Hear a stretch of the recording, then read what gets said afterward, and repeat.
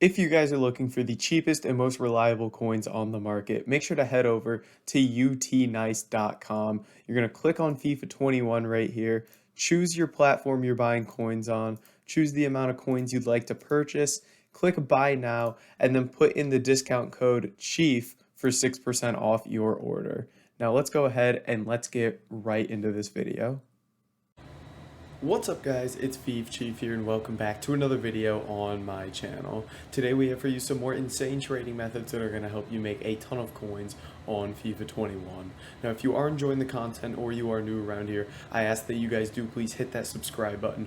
We're going to try to hit 10,000 subscribers by the end of FIFA 21, so it would mean a lot if you did subscribe, and then make sure to check out all the links in the description, like Twitch for all my daily live streams, Discord for all sorts of trading advice and investments, and then all the other links down there as well. And with all that said, let's go ahead and let's get right into these trading methods. And would you guys please drop a like on the video right now? It really does help me out. So press that thumbs up.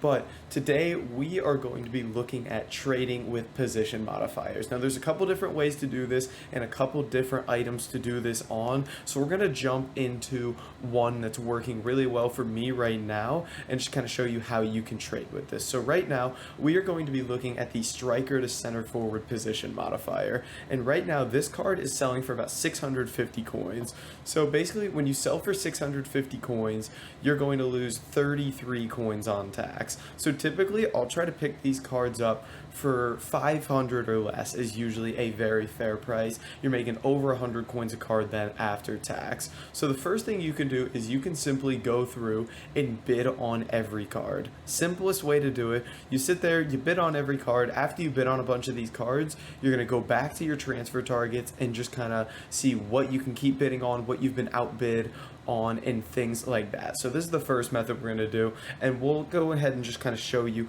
what kind of cards we can win like this, and then we'll get into the next method of how you can deal with this, and we'll get into some other position modifiers that work well with this. But just to show you, I went and won some cards before the video.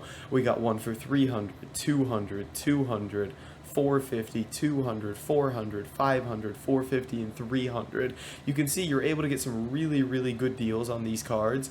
Now the thing with these position modifiers is it's not always going to work, because if there's somebody else doing the same exact method as you, you're going to keep outbidding each other until you're essentially not making good enough profit to make this method worth it. So what you have to do is you kind of have to rotate between position modifiers to find one that's working at the time, or you just need to try this next method that I'm going to show you that can help you win cards relatively easily.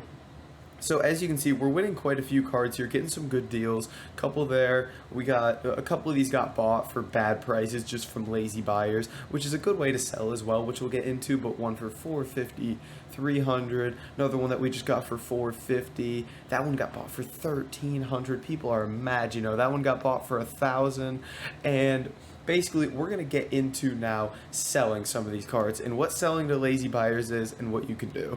So the first way to sell is obviously you can just list these cards up for 650 coins a piece and they will sell, because that's the cheapest price on the market. Now what I recommend with this is if you do win a lot of cards like I have right here, don't just mass list them all at once, because you're going to artificially drop the price of your cards on the market, and that's going to hurt your profit. So what you need to do is you need to list a couple up, wait for them to sell, then go list a couple more up. Now, another method you can go for, which could make you more profit per card, but it's going to take these longer to sell, is you can sell to lazy buyers. Now, what exactly does that mean? What are lazy buyers? And how does that work essentially? Lazy buyers are basically just people who don't check the exact price of what something is going for, and they'll just go buy one for whatever price seems fair. So as you can see, we know these cards sell for like 650, and people are consistently buying them for like 1,000 coins or more, as you can see. So what we can do is we could just mass list all of our cards for like 1,000 coins each, and they would most likely sell. It's just going to wait until they're going to have to wait until the end of the hour to sell. And the reason for that is if we head over to the transfer market here, if you were to go ahead and just search striker to center forward cards, the ones that would pop up are the ones that are closest to expiring. And the person would flick through, they'd see there's a card for 1,000 coins, and they would just buy that. So they don't have to sit there and wait and try to win one of these cards on bid or look for what these cards actually go for, what their price is. So they would just go through, and since there's so many listed for like 5,000, 3,000, these cards that are listed for 1,000 coins look like good deals to these people. So they're just going to go ahead and buy those ones that are listed for like 1,000 coins because that seems relatively cheap when realistically these sell for like 600 coins. So this is another way to list, is to list for lazy buyers, which is a method I like, but it's also a method that takes longer, like I mentioned, for these cards to sell. So you kind of have to take that into account in terms of how much transfer list space you have, how many cards you're going to be winning, and just making sure you're able to keep doing this method without your transfer list filling up with these cards. So you could just sit there and list tons and tons of these up for 1,000 coins, and once these cards have been up for 59 minutes, they're going to start selling because that's when these lazy buyers are going to see those cards popping up right at the beginning of their search. So that's a method to go for as well. Now, in terms of winning these cards, there's another way that you can go about winning these cards that could save you some time, win you some more cards, but maybe you don't get them as cheap as you are. But you're going to win more cards like this and potentially make more coins, especially if you're listing for lazy buyers. Now, we know these cards sell for... Let me go back over to position modifiers. This card sells for about 650 coins a piece, right? Now, you don't, like I mentioned, have to sell for 650 coins. You could, wow, these are actually going up a little bit as well. They're about 700 now. You could go and sell to lazy buyers for 1,000, which means generally you could buy for more coins as well. So what you could do is you could come in here, you could set your max bid price to 500, and instead of bidding the lowest price on all these cards, you could go through and mass bid one price on all of these. For example, I'm doing 500 here.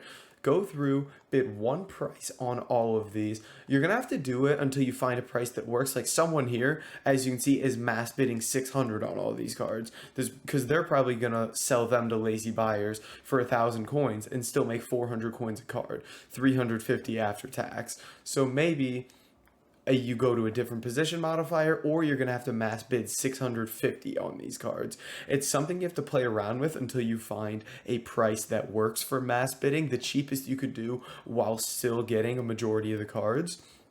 But if we take a look, yeah, so like people are outbidding at 500. So then I would have to bump the price up to see if at the next price I can mass bid and win basically as many cards as possible. So that's kind of the idea with that is, oh my goodness, I've accidentally assigned all of these. Well, sending all these Boatengs up to the transfer list, then I guess we'll just sit on those up there for now and then list all these cards up. So yeah, I'm going to list these all for 1,000 coins because these will go to lazy buyers. Lazy buyers are all over the place on position modifiers, so it is relatively easy to sell these for overpriced amounts. So that's kind of a good method there. So I'm going to go ahead and list all those cards up, and those will sell. As you've seen, they do go for that price. Now, mass bidding, if I'm going to sell to lazy buyers, I usually do mass bidding. And since these cards sell for like 700, I would just go through, mass bid 600 on every single card, and then just list them all up for 1,000. And just to kind of show you, I want to go in and just kind of mark some cards that are relatively listed up for lazy buyers. Let's just go 900 to 1,300 buy nows here.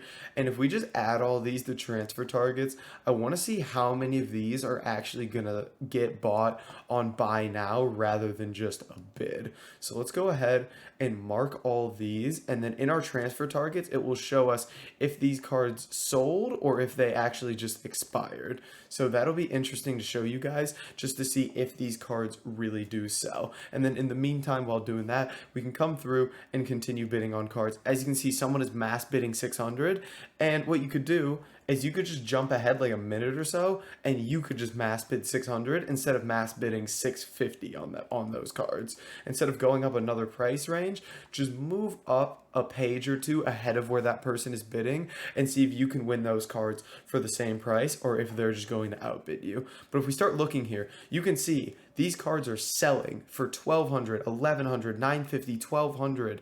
Like, these cards are going to lazy buyers, which is unbelievable how many people spend the extra coins on these cards for no reason. So you can make really good coins off of these lazy buyers. Again, some of them don't sold. Like that card right there that we just cleared expired but did not sell to a lazy buyer for 1200. It actually didn't even get bid on for 150, which is crazy. So there is potential to make a lot of coins with this method, either quick flipping or selling to lazy buyers on the hour. Again, one sold for 1700 there, and you can see down here these ones, like this one didn't even sell and it expired. That's crazy. So we'll go ahead and clear those. We had a couple more deals coming in that we won here for 600. I'm gonna list these each for 1,000. Again, the lower you list, the higher chance of selling. But with these lazy buyers, you can squeeze out as many coins as possible. Maybe you list them all for 1,500 and just you kind of just have to play around with things and see what works for you. And you can try this with different position modifiers. If a lot of people